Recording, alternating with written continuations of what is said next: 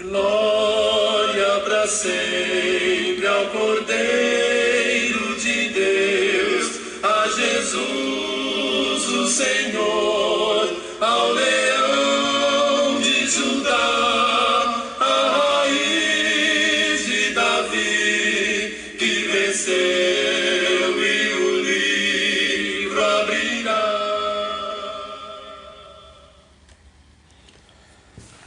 Olá, irmãos e amigos, estamos juntos mais uma vez para o nosso Café com Deus.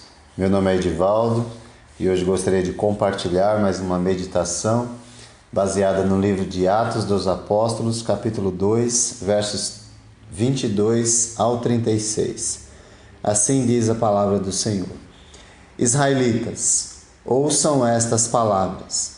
Jesus de Nazaré foi aprovado por Deus diante de vocês por meio de milagres, maravilhas e sinais que Deus fez entre vocês por intermédio dele, como vocês mesmos sabem. Este homem lhes foi entregue por propósito determinado e pré-conhecimento de Deus, e vocês, com a ajuda de homens perversos, o mataram, pregando-o na cruz. Mas Deus o ressuscitou dos mortos, rompendo os laços da morte, porque era impossível que a morte o retivesse. A respeito dele, disse Davi: eu sempre via o Senhor diante de mim. Porque ele está à minha direita, não serei abalado. Por isso meu coração está alegre e a minha língua exulta.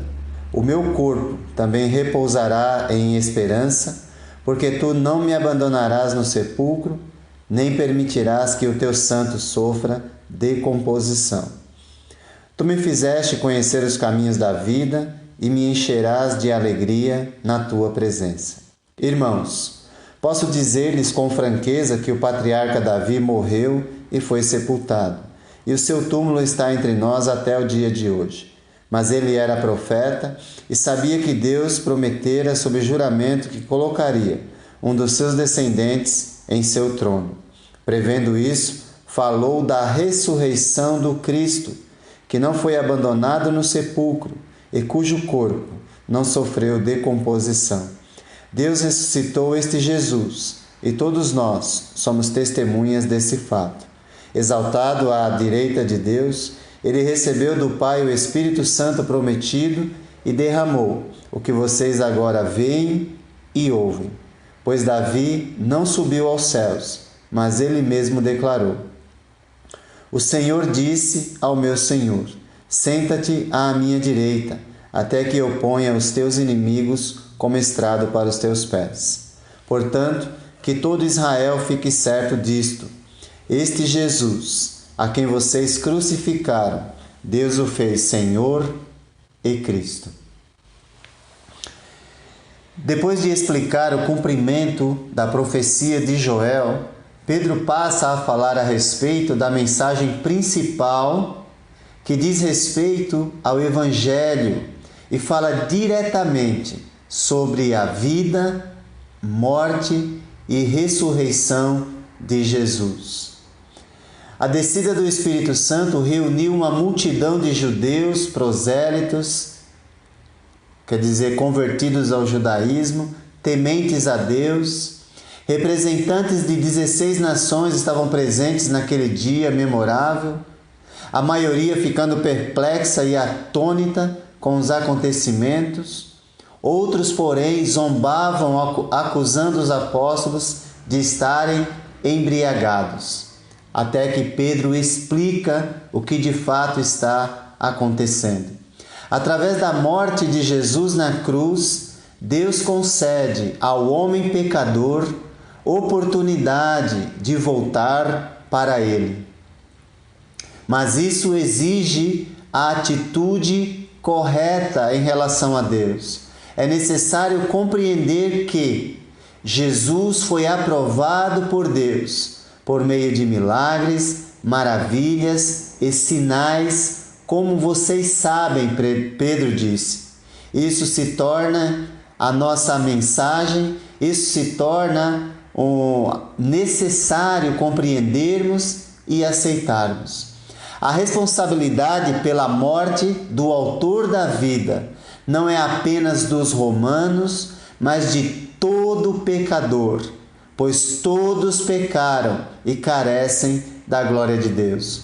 Pedro diz: vocês com homens perversos o mataram, pregando-o na cruz.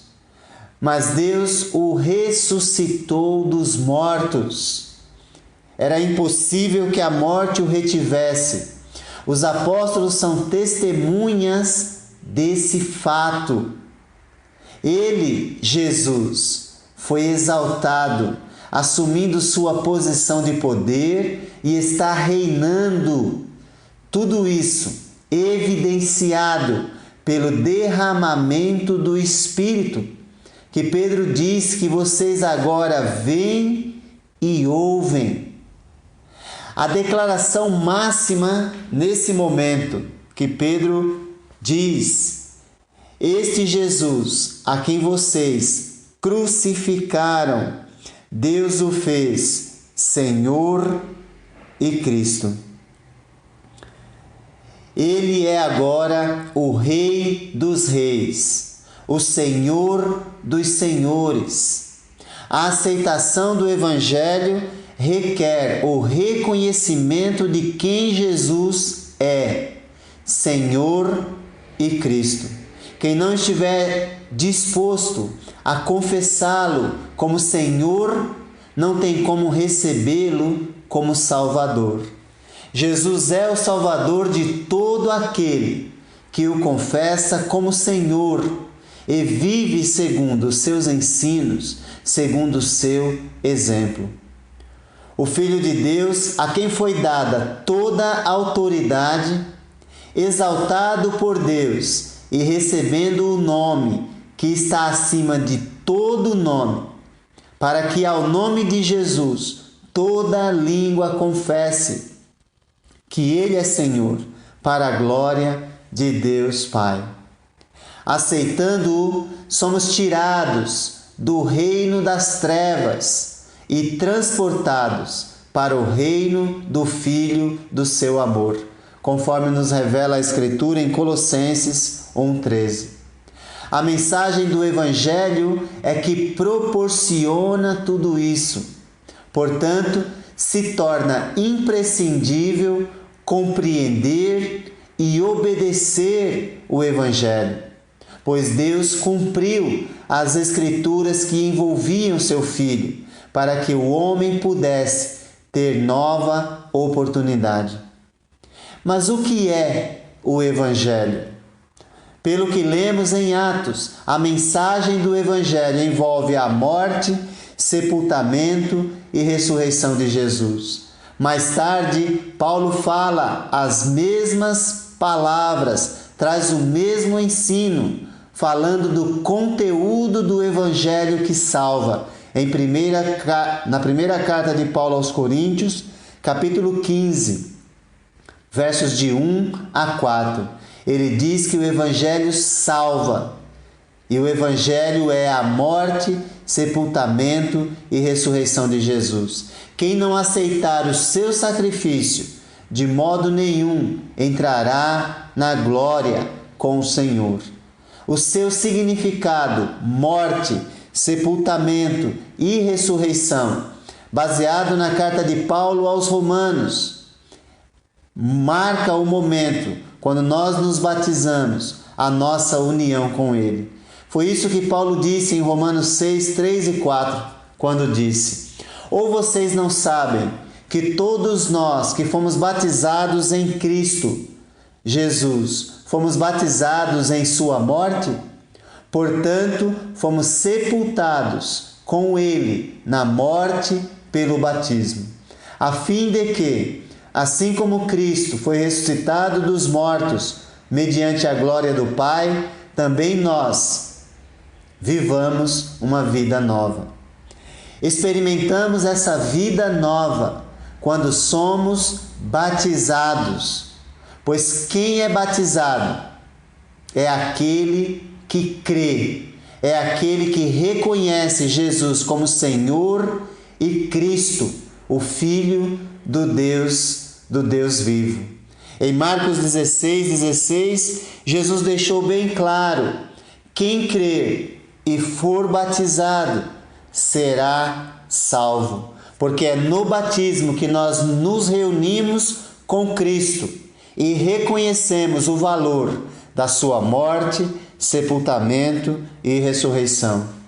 Por isso Pedro disse mais tarde na sua primeira carta, no capítulo 3, verso 21, e isso é representado, falando do dilúvio na época de Noé, e isso é representado pelo batismo que agora também salva vocês.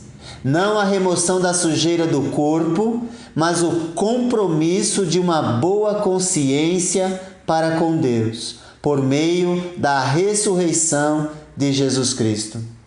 Não é um banho de piscina, mas um compromisso visível com Deus. E a primeira forma visível de que nós queremos um compromisso com Deus é nos submetendo ao novo nascimento, ao batismo. Portanto, o batismo se torna essencial à salvação, pelo que ele significa, pois nos unimos com Jesus na morte simbolizada pelo batismo, conforme Romanos que nós lemos 6, 3 e 4. Jesus morreu pelos nossos pecados. Nós morremos para o pecado.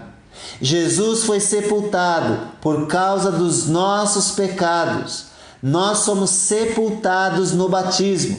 O homem velho do pecado é sepultado. Jesus ressuscitou para não mais morrer. Nós ressuscitamos para uma nova vida, agora, no momento, agora e no porvir. Pois a morte não tem mais domínio sobre aquele que nasce de novo da água e do Espírito. O batismo marca um novo começo, uma nova caminhada com Jesus, uma nova vida com a esperança de uma nova morada eterna, com aquele que é o nosso Senhor e Cristo, o Filho do Deus vivo, que morreu numa cruz para nos dar vida e vida em abundância. Que Deus te abençoe.